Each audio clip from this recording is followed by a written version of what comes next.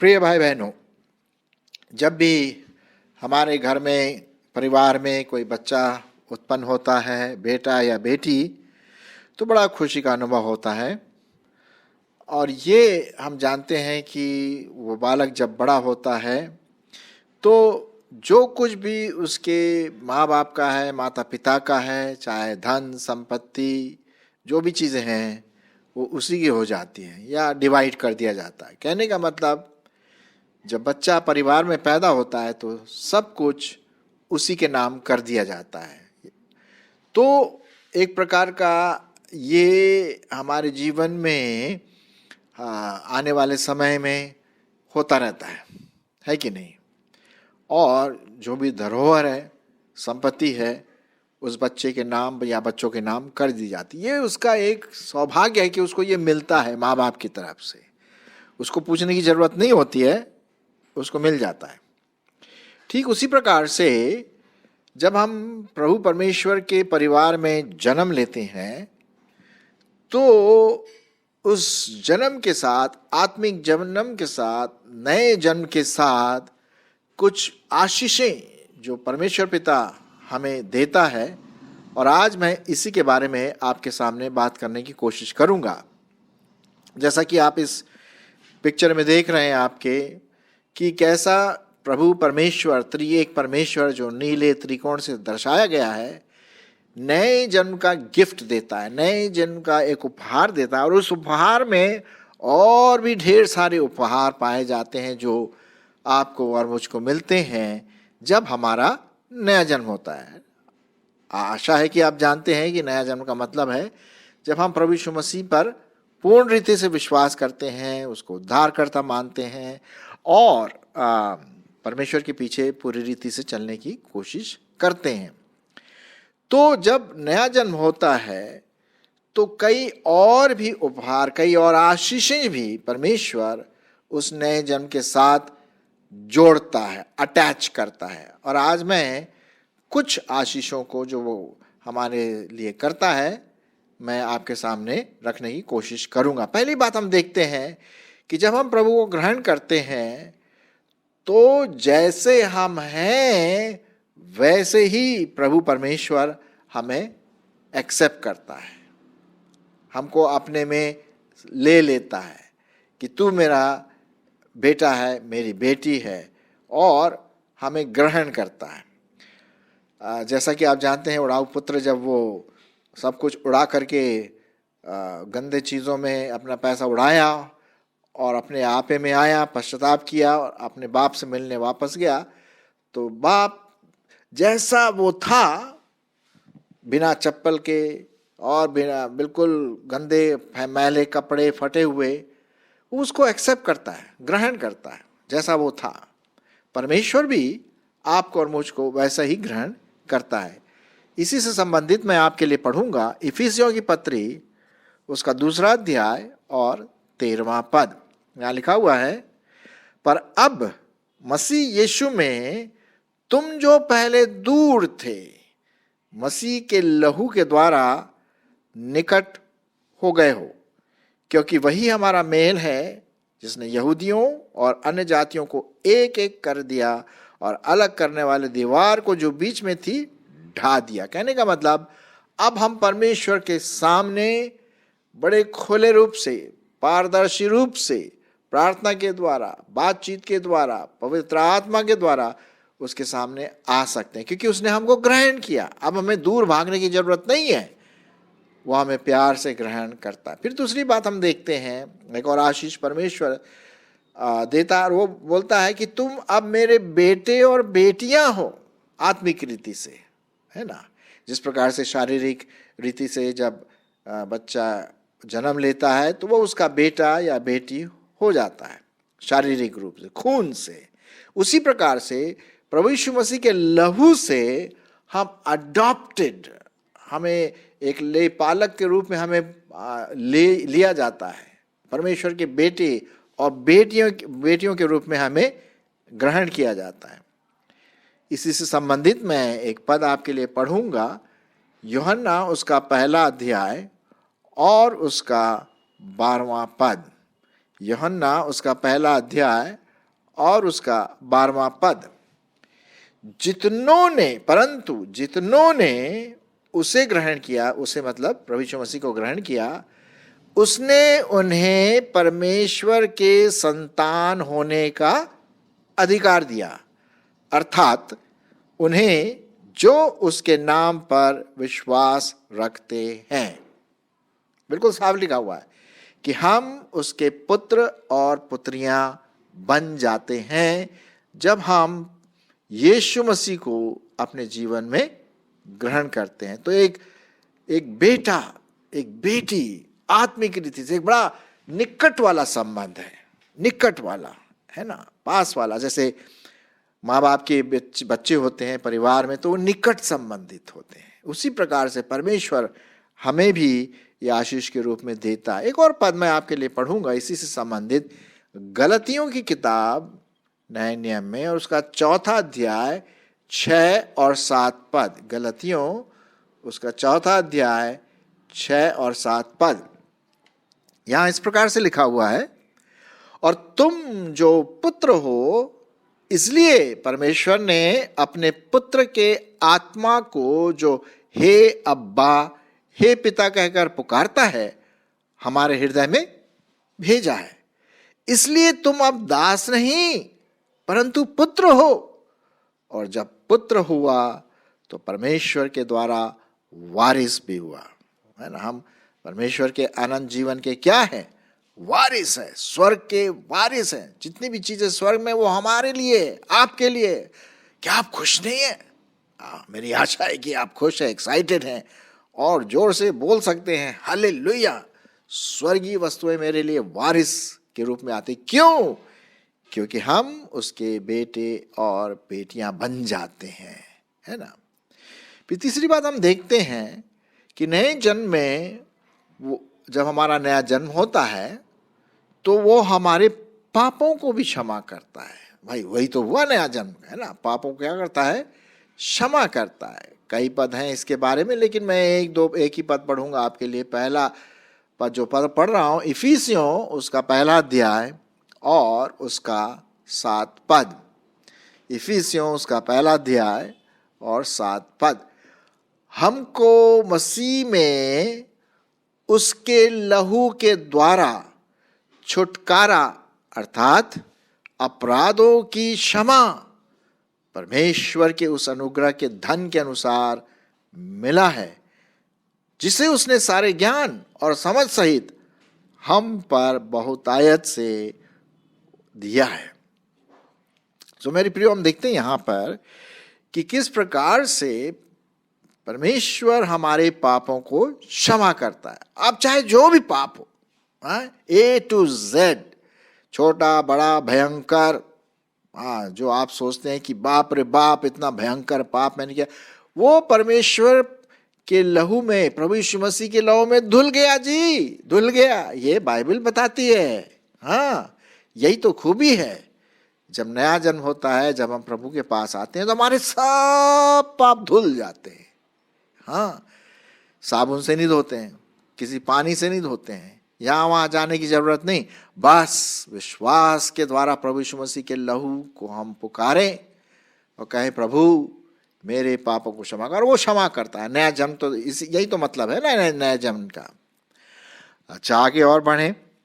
हम देखते हैं कि जब हमारा नया जन्म होता है तो एक और आशीष हमें मिलती है, और वो ये है कि भाई हमारा जो नागरिकता है वो अब इस पृथ्वी का नहीं, हमारी नागरिकता बदल जाती है। और वो कौन सी नागरिकता मिल जाती है हमको?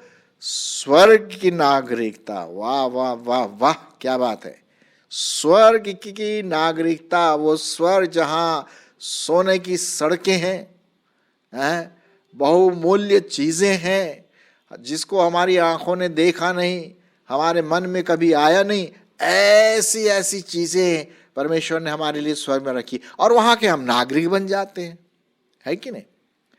अब कुछ हमारे हम लोग जो हैं यहाँ पर पृथ्वी में, कई ऐसे देश जहाँ पर लोग ग्रीन कार्ड लेना मांगते हैं, वहाँ का नागरिक बनना मांगते हैं। 2-3 ऐसे देश हैं जहाँ पर लोगों को बहुत पसंद है, तो कोशिश करते भाई किसी तरह से मैं वहाँ का नागरिक बन जाऊं तो जितनी सहूलियत है, जितने फायदे हैं सब मिल जाएं। अरे साहब, उसकी चिंता करने की जरूरत ही नहीं है। हम स्वर्ग के नागरिक बन चुके हैं जब हम नया जन्म प्राप्त करते हैं। परमेश्वर के परिवार में जब हमारा नया जन्म होता है। जी हाँ, मैं आपके लिए पढ़ूंगा इससे संबंधित फिलिपियों की पत्री उसका 3 अध्याय, फिलिपियों की पत्री उसका 3 अध्याय उसका 20 और 21 पद। सुनिए परमेश्वर का वचन क्या कहता है। पर हमारा स्वदेश स्वर्ग में है और हम एक उद्धारकर्ता प्रभु यीशु मसीह के वहां से आने की प्रतीक्षा करते हैं। वह अपनी शक्ति के उस प्रभाव के अनुसार जिसके द्वारा वह सब वस्तुओं को अपने वश में कर सकता है, हमारी दीनहीन देह का रूप बदलकर अपनी महिमा की देह के अनुकूल बना देगा। क्या बात है, क्या बात है भैया। मैं तो अपने उस स्वर्गीय देश का इंतजार कर रहा हूं जब परमेश्वर मुझे अपने प्रेम में मुझे उठाएगा और स्वर्गीय देश में प्रवेश करेगा। यहाँ कितने दिनों का है यार, 60, 70, 80, 90, 100 साल और क्या। लेकिन स्वर्गीय देश वहां तो भैया अनंत अनंत अनंत जीवन जिसका कोई अंत ही नहीं है। वो स्वर्गीय देश, वो महान देश, वो प्यारा देश, बहुमूल्य देश जहां परमेश्वर खुद रहता है। हाँ, तो हम वहां के नागरिक बनते हैं भैया, नागरिक, सिटीजन्स। यस, परमेश्वर का धन्यवाद हो इस स्वर्गीय देश के लिए। और एक दिन वो आने वाला, क्या एक बार प्रभु यीशु मसीह ने खुद कहा था स्वर्ग जाने से पहले कि देखिए मैं जा रहा हूं स्वर्ग में तुम्हारे लिए जगह बनाने जा रहा हूं, ताकि जहां मैं रहूं वहां तुम भी रहो। और तुम भी रहो का मतलब सिर्फ उन्हीं लोगों के लिए जिनका नया जन्म हुआ है, जिन्होंने प्रभु यीशु मसीह को अपना जीवन दिया है। मेरी आशा है कि मेरे सुनने वाले प्रभु यीशु मसीह को अपना जीवन दे चुके हैं। यदि नहीं तो आज दे सकते हैं अपना जीवन, विश्वास के द्वारा प्रभु को ग्रहण कर सकते हैं। खैर, तो हम देखते हैं कि हमारा जो स्वर्गीय देश है, स्वदेश है, वो स्वर्ग बन जाता है और हम वहाँ के नागरिक बन जाते हैं। ये एक आशीष है, ये एक उपहार है, ये हमारे लिए एक इनाम है जो परमेश्वर आपको और मुझको देता है। चलिए आगे बढ़ते हैं। फिर एक और बात, जब हमारा नया जन्म होता है तो हमारा जो संबंध है परमेश्वर के साथ अब घृणा वाला संबंध नहीं है, क्रोध वाला संबंध नहीं है। अरे साहब, अब तो पीस विद गॉड, परमेश्वर के साथ मेल मिलाप, परमेश्वर के साथ शांति वाला संबंध बन जाता है। जी हाँ, मैं पढ़ूंगा इसी से संबंधित रोमियो उसका 5 अध्याय 1 और 2 पद।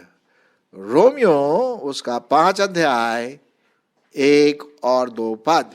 क्योंकि हम विश्वास से धर्मी ठहरे तो अपने प्रभु यीशु मसीह के द्वारा परमेश्वर के साथ मेल रखें, पीस रखें, शांति रखें, जिसके द्वारा विश्वास के कारण उस अनुग्रह तक जिसमें हम बने हैं हमारी पहुंच भी हुई और परमेश्वर की महिमा की आशा पर हम घमंड करें। क्यों? क्योंकि हमारा मेल हो चुका है। अब हम उसकी, परमेश्वर की दृष्टि में पापी नहीं है।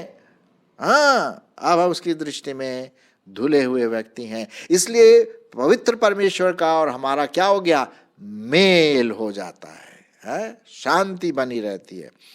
इसी से संबंधित और इफिसियों उसका 2 अध्याय 13 और 14। इफिसियों उसका 2 अध्याय 13 और 14। पर अब मसीह यीशु में तुम जो पहले दूर थे, मसीह के लहू के द्वारा क्या हो गए, निकट आ गए, पास आ गए। क्योंकि वही हमारा मेल है, वही हमारी शांति है, जिसने यहूदियों और अन्य जातियों को एक कर दिया और अलग करने वाली दीवार को जो बीच में खड़ी थी क्या कर दिया, ढा दिया। हाँ, अब हम परमेश्वर के साथ एकदम जा सकते हैं प्रभु यीशु मसीह के नाम के द्वारा। फिर हम देखते हैं कि वो हमें धार्मिकता की दृष्टि से देखता है, पापी की दृष्टि से नहीं देखता है। कौन सी दृष्टि से देखता है? धार्मिकता, पवित्र किए गए लोग। रोमियो उसका पहला अध्याय और 17 पद, रोमियो उसका पहला अध्याय और उसका 17 पद, क्योंकि उसमें परमेश्वर की धार्मिकता विश्वास से और विश्वास के लिए प्रकट होती है। जैसा लिखा है, विश्वास से धर्मी जन जीवित रहेगा। हम और आप कैसे धर्मी हो गए? अपने कामों से? सवाल ही नहीं उठता। ये तो आप भी जानते हैं, मैं भी जानता हूं। हम कर्मों से धर्मी नहीं होते, क्योंकि हमारा स्वभाव ही पापी है। ये तो प्रभु यीशु मसीह का लहू है जो हमें धर्मी ठहराता है, ऐसा ठहराता है कि हमने पाप किए ही नहीं है। ये सब प्रभु यीशु मसीह की दया, उसका अनुग्रह है, जो उसने हमारे लिए अपने को क्रूस पर चढ़ा दिया। तो प्रिय, हम देखते हैं हम धर्मी ठहरते हैं। एक और पद मैं इसी से संबंधित पढ़ूंगा, पहला कुरिन्थियों पहला अध्याय 30 पद। पहला कुरिन्थियों पहला अध्याय 30 पद क्या लिखा हुआ है? परंतु उसी की ओर से तुम मसीह यीशु में हो, जो परमेश्वर की ओर से हमारे लिए ज्ञान ठहरा, अर्थात धार्मिकता और पवित्रता और छुटकारा, ताकि जैसा लिखा है वैसा ही हो, जो घमंड करे वह प्रभु में घमंड करे। कि मैं प्रभु की दया से, प्रभु के अनुकंपा से, प्रभु के अनुग्रह से मैं धर्मी ठहराया जाता। अपने आप से तो हम धर्मी नहीं, अपने आप से तो हम पापी है स्वभाव, लेकिन ये यीशु मसीह का अनुग्रह है कि हम उसके नाम के कारण धर्मी ठहराते। ये एक आशीष है ना। अच्छा, उसके बाद हम देखते हैं, जब हमारा नया जन्म होता है तो हम एक नई सृष्टि बन जाते हैं, पुरानी बातें खत्म हो जाती। दूसरा कुरिन्थियों 5:17, दूसरा कुरिन्थियों उसका 5वां अध्याय और 17 पद में क्या लिखा हुआ है? इसलिए यदि कोई मसीह में है तो वो नई सृष्टि है, पुरानी बातें बीत गई, देखो वे सब के सब क्या हो गए? नहीं हो गई। आपने देखा होगा, जब भी हम बीज डालते हैं किसी फल का या फूल का, तो जो बीज जमीन के अंदर जाता है वो क्या होता है? मर जाता है। मरने से पहले उसके अंदर जो रियल डीएनए और जो जीवन है वो फूट करके निकलता है। अच्छा, वो पुराना बीज ऊपर वापस नहीं आता है, लेकिन उसके अंदर जो लाइफ है, जीवन है, वो फूट करके अंदर बाहर आता है और एक नए पौधे के रूप में आता है। और फिर जब नया पौधा होता है तो उसमें से कई फल होते हैं। हम एक आम का बीज बोते हैं, हजारों आम मिल जाते हैं। नहीं, आप तो जानते हैं इस बात को। तो उसी प्रकार से जब हम प्रभु यीशु मसीह में नया जन्म प्राप्त करते हैं तो हम एक नई सृष्टि, इसलिए हमारे को फल लाना बहुत जरूरी है, आत्मिक फल जो परमेश्वर हमारे जीवनों से चाहता है। फिर एक और बात हम देखते हैं, आशीष के रूप में, उपहार के रूप में या इनाम के रूप में आपको और मुझको मिलती है, वो है पवित्र आत्मा की भरपूरी। पवित्र आत्मा की भरपूरी, जी हाँ, वो होली स्पिरिट, वो पवित्र आत्मा, वो हमें दान में देता है और हम पवित्र आत्मा के मंदिर बन जाते हैं। पवित्र आत्मा हमें वास करता है, हमारे विवेक को, हमारे विचारों को, हमारे पूरे व्यक्तित्व को कंट्रोल, संयंत्रण में लेता है और उसको लेना, हमें अलाउ करना है कि वो हमारे जीवन को नियंत्रित करे। रोमियो उसका 8वां अध्याय, रोमियो उसका 8वां अध्याय और उसका 10 और 11 पद। ओके, तो यहां पर मैं आपके लिए पढ़ूंगा, सुनिए क्या लिखा हुआ। मैं 9 से पढ़ूंगा, रोमियो 8, 9, 10। परंतु जबकि परमेश्वर का आत्मा तुम में बसता है तो तुम शारीरिक दशा में नहीं परंतु आत्मिक दशा में हो। इसलिए यदि किसी में मसीह का आत्मा नहीं तो वह उसका जन भी नहीं। बिल्कुल साफ लिखा हुआ है। यदि मसीह तुम में है तो देह पाप के कारण मरी हुई है परंतु आत्मा धार्मिकता के कारण जीवित है। और यदि कि उसी का आत्मा जिसने यीशु मसीह को मरे हुओं में से जिलाया तुम में बसा है तो जिसने मसीह को मरे हुओं में से जिलाया वह तुम्हारी मरणहार देहों को भी अपनी आत्मा के द्वारा जो तुम में बसा हुआ है जिलाएगा। वो फल लाने के लिए हमारी सहायता करेगा। वही आत्मा मरणहार देह को आत्मा में जिलाएगा ताकि हम वो नए स्वरूप में हम फलें और परमेश्वर की महिमा के लिए फलवंत जीवन बिताएं। हमारे प्रियो, हमने देखा आज किस प्रकार से ये आशीषें आती हैं जब हमारा नया जन्म होता है, जब हम परमेश्वर के संतान बनते हैं, और कई कई बातें जिसके बारे में मैंने अभी बताया वो हमारे लिए आशीष बन जाती है। आशा है कि ये आपके लिए सुन करके आपने जो सुना है आप आशीषित हुए हैं और परमेश्वर का धन्यवाद करें।